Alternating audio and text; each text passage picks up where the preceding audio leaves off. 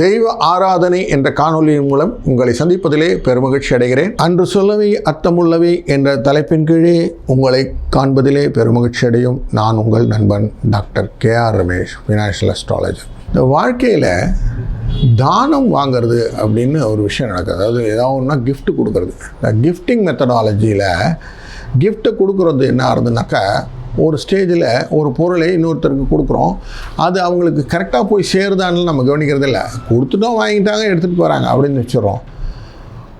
அது என்ன பண்ணுன்னு நம்ம யோசித்தோமோ அப்படின்னாக்க யோசிக்கலை. அதனால் ஒரு அன்பர் கேட்குறார், என்னென்ன பொருட்களை தானம் கொடுக்கலாம், தானம் கொடுக்கக்கூடாத பொருள்கள் என்ன? இந்த ரெண்டு கேள்வி உண்டு அவர்கிட்ட. தானம் கொடுக்கக்கூடாத பொருள்கள் என்ன, என்னென்ன பொருள்களை தானம் கொடுக்கலாம்?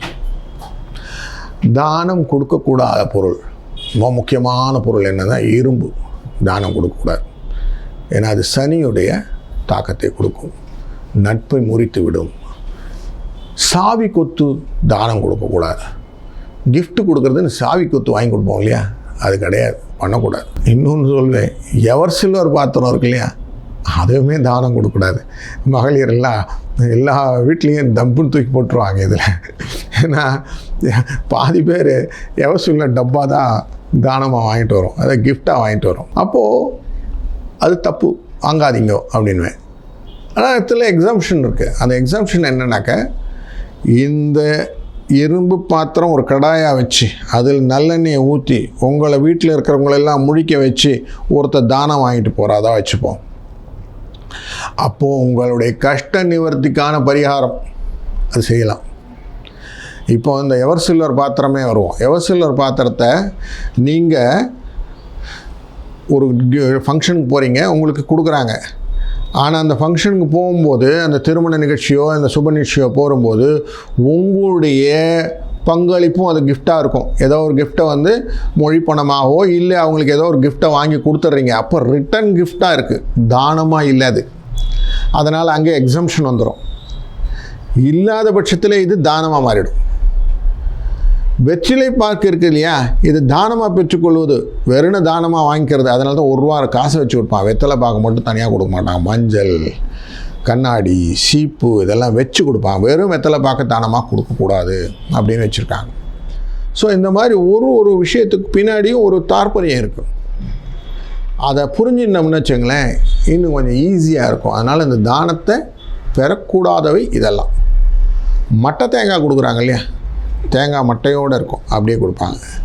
அதை தானத்தை நம்ம பெற்றுக்கொள்ளக்கூடாது.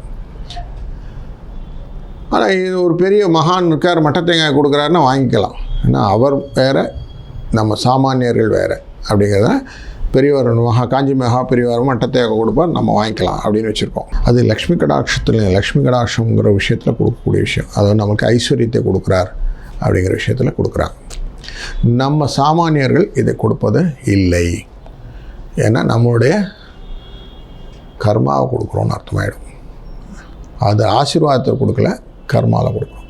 அதனால் இதெல்லாம் வந்து நம்ம வந்து அவாய்ட் பண்ணக்கூடிய ஒரு விஷயமாகத்தான் எடுத்துக்கொள்ள வேண்டும். அதே மாதிரி தானம் பெறக்கூடியவர்கள் எள்ளு தானம் வாங்கிக்கக்கூடாது. எள்ளை தானமாக வாங்கினா என்ன ஆகும், அது கர்மாக்கான ஒரு தானியம் இல்லையா, அதை நம்ம நார்மலாக தானம் வாங்க மாட்டோம். அது தானமான வந்து எள் தானம் பரிகாரமாக அமையும். இப்போ பரிகாரம்னா எப்படி பண்ணணும், எள்ளை சாதம் பண்ணி அதை எல்லாருக்கும் உருண்டை வச்சு எல்லாருக்கும் கொடுப்போம். அன்னதானத்தில் ஒரு தானமாக அதை கொடுத்துட்ருக்கோம். எள் தானம் கொடுக்கலாம். அதே மாதிரி கடனாக போய் கேட்போம். பால், வெண்ணெய், தயிர், மோர் இதெல்லாம் கடன் வாங்கக்கூடாது, அதுவும் தவறு. அரிசி கடனாக வாங்கக்கூடாது, தவறு. ஸோ இந்த மாதிரி கடனாக வாங்கக்கூடிய எள்ளை கூட கடனாக வாங்கக்கூடாது, சரிங்களா?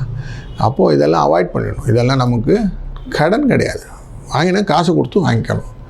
எதுக்குமே ஒரு ரெசிப்ரிகேஷன் ஒன்று கொடுக்குறாங்க.